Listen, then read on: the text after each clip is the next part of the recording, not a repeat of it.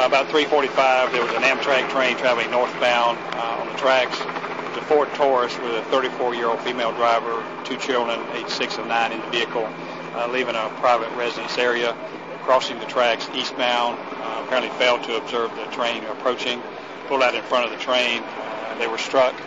All 3 in the vehicle died at the scene. It's a 34-year-old female and her 2 boys, 1 6 and 1 9. Her name's Melissa Johnson from Pomona Park. 2 sons, Blake 6 and Brandon 9. Coming away from the residence in this area, traveling from the east across the tracks. Apparently failed to observe the train approaching northbound, traveled right in front of the train. Train broadsided them, and there were 214 passengers on the train, 14 crew members. They were not injured. The train was bound for New York.